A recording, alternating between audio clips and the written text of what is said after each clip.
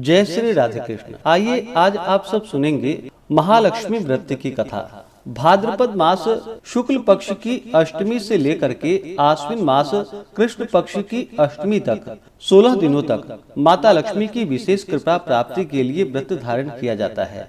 इस दौरान विशेष प्रकार से माता लक्ष्मी की पूजा अर्चना की जाती है, जिससे व्यक्ति के सभी प्रकार के दुख और क्लेश दूर होते हैं, धन धान्य की प्राप्ति होती है तथा सभी प्रकार की कामनाएं सिद्ध होती है।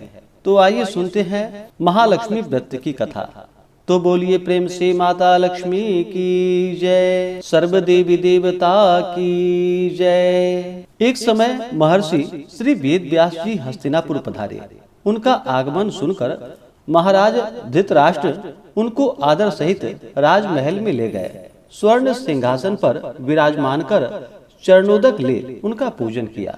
श्री व्यास जी से माता कुंती तथा गांधारी ने हाथ जोड़कर प्रश्न किया कि हे महामुने, आप त्रिकालदर्शी हैं, अतः आपसे हमारी प्रार्थना है कि आप हमको कोई ऐसा सरल व्रत तथा पूजन बतलाइए जिससे हमारा राज्य लक्ष्मी, सुख संपत्ति, पुत्र पौत्र आदि व परिवार सुखी रहे। इतना सुनकर श्री वेद व्यास जी कहने लगे, हम एक ऐसे व्रत का वर्णन करते हैं जिससे सदा लक्ष्मी जी का निवास होकर सुख समृद्धि की वृद्धि होती है। यह श्री महालक्ष्मी जी का व्रत है, जिसे प्रतिवर्ष आश्विन कृष्ण अष्टमी को विधिवत किया जाता है। तब कहा कि हे महामुने, इस व्रत की विधि हमें विस्तार पूर्वक बतलाने की कृपा करे। तब व्यास जी बोले कि हे देवी, यह व्रत भाद्रपद शुक्ल अष्टमी से प्रारंभ किया जाता है। इस दिन स्नान करके 16 सूत के धागों का डोरा बनाए, उसमें 16 गांठ लगाए, हल्दी से पीला करे और प्रतिदिन 16 दूब व 16 गेहूं डोरे को चढ़ाएं और आश्विन यानी कि कुआर कृष्ण की अष्टमी के दिन उपवास रखकर मिट्टी के हाथी पर श्री लक्ष्मी जी की प्रतिमा स्थापित कर विधिवत पूजन करें। इस प्रकार श्रद्धा भक्ति सहित महालक्ष्मी जी का व्रत पूजन करने से आप लोगों की राज्य लक्ष्मी सदा अभिवृद्धि होती रहेगी। इस प्रकार व्रत का विधान बतलाकर श्री वेद व्यास जी अपने आश्रम की ओर प्रस्थान कर गए।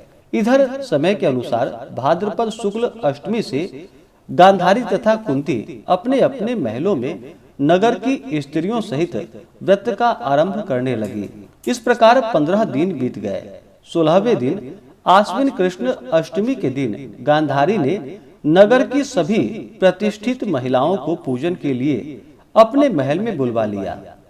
माता कुंती के यहाँ कोई भी महिला पूजन के लिए नहीं आई। साथ ही माता कुंती को भी गांधारी ने नहीं बुलाया। ऐसा करने से माता कुंती ने अपना बड़ा अपमान समझा। उन्होंने पूजन की कोई तैयारी नहीं की और उदास होकर बैठ गई। जब पांचों पांडव युधिष्ठिर, अर्जुन, भीम, नकुल और सहदेव महल में आए तो कुंती को उदास देखकर पूछा कि हे माता, आप इस प्रकार उदास क्यों हैं? आपने पूजन की तैयारी क्यों नहीं की? तब माता कुंती ने कहा कि हे पुत्र, आज महालक्ष्मी जी का व्रत का उत्सव गांधारी के महल में मनाया जा रहा है। उन्होंने नगर की समस्त महिलाओं को बुला लिया है और उनके 100 पुत्रों ने मिट्टी का एक विशाल हाथी बनाया है, जिस कारण सभी महिलाएं उस बड़े हाथी का पूजन करने के लिए गांधारी के यहाँ चली गई, लेकिन मेरे यहाँ नहीं आई। यह सुनकर अर्जुन ने कहा कि हे माता, आप पूजन की तैयारी करें और नगर में बुलावा लगवा दे कि हमारे यहाँ स्वर्ग के ऐरावत हाथी की पूजा होगी। इधर माता कुंती ने नगर में ढिंढोरा पिटवा दिया और पूजा के विशाल तैयारी होने लगी। उधर अर्जुन ने स्वर्ग से ऐरावत हाथी को बुलवा लिया।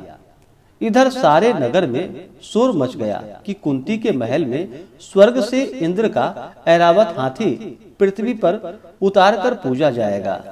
समाचार को सुनकर नगर के सभी नर नारी, बालक एवं वृद्धों की भीड़ एकत्रित होने लगी। उधर गांधारी के महल में हलचल मच गई। वहां एकत्र हुई सभी महिलाएं अपनी अपनी थालियां लेकर कुंती के महल की ओर जाने लगी। देखते ही देखते कुंती का सारा महल ठसाठस भर गया। माता कुंती ने ऐरावत को खड़ा करने हेतु अनेक रंगों के चौक पुरवाकर नवीन रेशमी वस्त्र बिछवा दिए। नगरवासी स्वागत की तैयारी में फूलमाला, अबीर, गुलाल, केसर हाथों में लिए पंक्तिबद्ध होकर खड़े थे। जब स्वर्ग से ऐरावत हाथी पृथ्वी पर उतरने लगा तो उसके आभूषणों की ध्वनि गूंजने लगी। ऐरावत के दर्शन होते ही जय जयकार के नारे लगने लगे। सायंकाल के समय इंद्र का भेजा हुआ हाथी ऐरावत माता कुंती के भवन के चौका में उतर आया। तब सब नारियों ने पुष्पमाला, अबीर, गुलाल, केसर आदि सुगंधित पदार्थ चढ़ाकर उसका स्वागत किया। राज्य पुरोहित द्वारा ऐरावत पर महालक्ष्मी जी की मूर्ति स्थापित करके वेद मंत्रोच्चारण द्वारा पूजन किया गया। नगर वासियों ने भी महालक्ष्मी पूजा की। फिर अनेक प्रकार के पकवान लेकर ऐरावत को खिलाया और यमुना का जल उसे पिलाया। फिर राज्य पुरोहितों द्वारा स्वस्ति वाचन करके महिलाओं द्वारा महालक्ष्मी का पूजन कराया गया।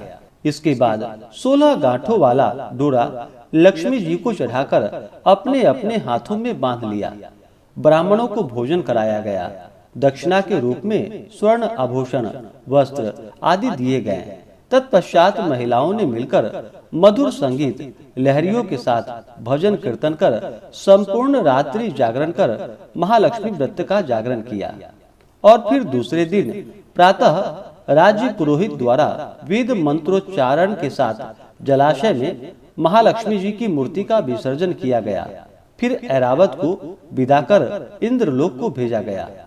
इस प्रकार जो स्त्रियां श्री महालक्ष्मी जी का विधि पूर्वक व्रत एवं पूजन करती हैं, उनके घर धन धान्य से पूर्ण रहते हैं तथा उनके घर में महालक्ष्मी जी का सदा निवास रहता है। इस हेतु महालक्ष्मी जी की यह स्तुति अवश्य करनी चाहिए।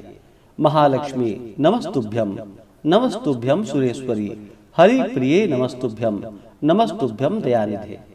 तो बोलिए प्रेम से माता लक्ष्मी की जय, सर्वदेवी देवता की जय।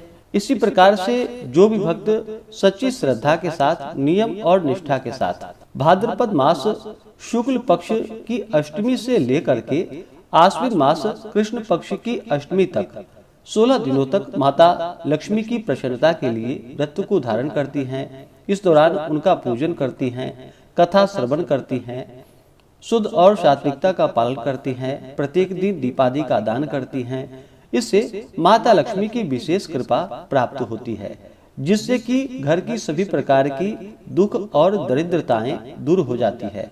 घर में सुख समृद्धि का आगमन होता है और माता लक्ष्मी जी की कृपा से सभी प्रकार के मनोरथ की सिद्धि होती है। तो आशा करता हूँ कि यह जानकारी आपको अच्छा लगा हो। इसी प्रकार से ज्ञानवर्धक जानकारियाँ प्राप्त करते रहने के लिए, व्रत पूजा के बारे में जानने के लिए, कथा को सुनने के लिए चैनल पे अगर आप पहली बार आए हैं तो चैनल को लाल बटन दबा करके सब्सक्राइब करें, साथ में बेल आइकन घंटी को दबाएं ताकि आने वाली वीडियो का नोटिफिकेशन आपको समय से मिलता रहे।